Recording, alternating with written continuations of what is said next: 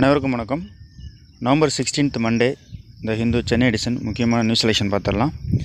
First பேஜில் இருக்கிற RCEP பற்றின டீட்டெயில்ஸ் ஃபுல்லாகவே தெரிஞ்சுக்கணும். ஸோ இது ஒரு எக்கனாமிக் பிளாக் மாதிரி இருக்குது.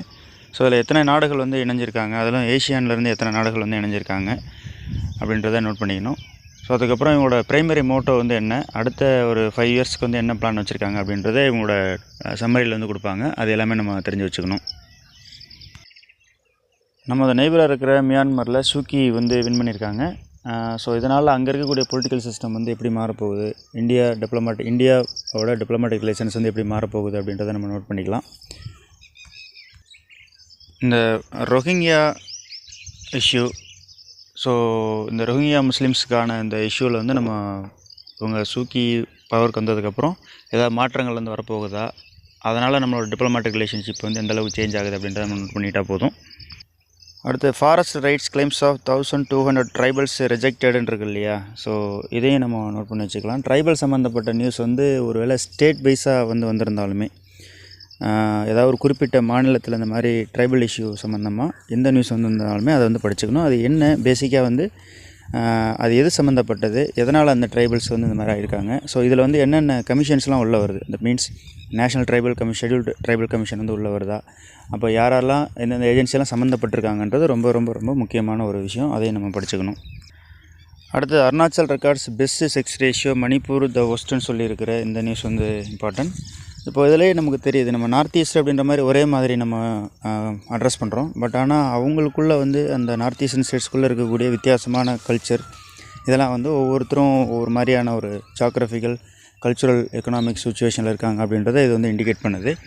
ஸோ இந்த நியூஸ் கம் ரிப்போர்ட் அப்படின்றது ரொம்பவே இம்பார்ட்டன்ட். இதில் நம்ம தெரிஞ்சிக்க வேண்டியது என்னென்னா, இந்த செக்ஸ் ரேஷியோ அப்படின்றது எதில் பெஸ்ட்டாக இருக்குது, எந்தெந்த மாநிலங்களில் பெஸ்ட்டாக இருக்குது, எதில் ஒஸ்ட்டாக இருக்குது அப்படின்ற அந்த 5 அப்படின்றத தெரிஞ்சு வச்சுக்கணும். டாப் 5 பாட்டம் 5 அப்படின்றத நம்ம தெரிஞ்சு வச்சுக்கிட்டால் போதும். இதை வச்சு நம்ம இன்ஃப்ளூயன்ஸ் நிறைய எடுப்போம். அதாவது இந்தியாவில் அந்த செக்ஸ் ரேஷியோ இம்ப்ரூவ் பண்ணுறதுக்கு என்னென்ன விஷயங்கள்லாம் நம்ம முன்னெடுத்திருக்கோம், கவர்மெண்ட் ஆஃப் இந்தியா முன்னெடுத்திருக்கு, இது குறையிறதுக்கான மைக்ரோ லெவல் ரீசன்ஸ் என்னென்ன அப்படின்றதையும் நம்ம நோட் பண்ணி வச்சுக்கணும். அடுத்தது ஃபார்மர் சீஃப் எலெக்ஷன் கமிஷனர் இந்த ஒப்பீனியன் போல் பேன் பண்ண சொல்லியிருக்காரு. ஸோ அவரோட ஒப்பீனியனில் ஸோ பார்க்கலாம் அவர் எதை பேஸ் பண்ணி சொல்கிறாரு. இதெல்லாம் எலெக்ஷன் கமிஷனோட ரிஃபார்ம்ஸில் வர்றதுக்கு கீழே வரும் அந்த நியூஸில். ஒருவேளை அந்த ஒப்பீனியன் போல் எல்லாமே சேஞ்ச் பண்ணுதா, மக்களோட மைண்ட் செட்டை சேஞ்ச் பண்ண கூட இருக்கலாம். ஸோ அதனால் அவர் அந்த மாதிரி பேன் பண்ணுறதுக்காக ஒரு ஐடியா கொடுத்துருந்துருக்கலாம். அது ministry seeks feedback on draft social security ரூல்ஸ்ன்னு இருக்கிற இந்த நியூஸில் சில ரெகுலேஷன்ஸ்லாம் மாற்ற போகிறோம் தான் சொல்லியிருக்காங்க. அதுக்காக ஒப்பீனியன் மாதிரி கேட்டிருக்காங்க, ஃபீட்பேக். ஸோ அது வரட்டும், டீட்டெயிலாக வந்ததுக்கப்புறம் நம்ம பார்த்துக்கிட்டா போதும். India US keen on training peace mission சொல்லியிருக்கிறது. இதில் united nation peace keeping missions எந்தெந்த நாடுகளில் இருக்குது அப்படின்றத நோட் பண்ணிக்கலாம். இதில் யார் லார்ஜஸ்ட் கான்ட்ரிபியூட்டர், இதில் women force UN women peace keeping force அப்படின்றதெல்லாம் இருக்குது. ஸோ அதெல்லாம் எந்தெந்த நாடுகளில் போகிறாங்க அப்படின்றத நம்ம நோட் பண்ணி வச்சுக்கணும். இப்போது பீஸ் கீப்பிங் மிஷன்னாக ஏதாவது ஒரு நாட்டில் ப்ராப்ளம் இருக்கும்போது தானே இவங்க உள்ளே நுழைவாங்க. ஸோ அப்போது அந்த நாடுகளில் இருக்கக்கூடிய பிரச்சனைகள்லாம் என்னென்ன அப்படின்ற அந்த சின்ன சின்ன பேக்ரவுண்ட்லாம் தெரிஞ்சுக்கணும். எக்ஸாம்பிளாக சொல்ல போனால் சோமாலியா, அதுக்கப்புறம் டெமோக்ராட்டிக் ரிப்பப்ளிக் ஆஃப் காங்கோ, இதோட அந்த இஷ்யூவோட பேசிக்ஸ்லாம் நம்ம தெரிஞ்சு வச்சுட்டாலே போதும்.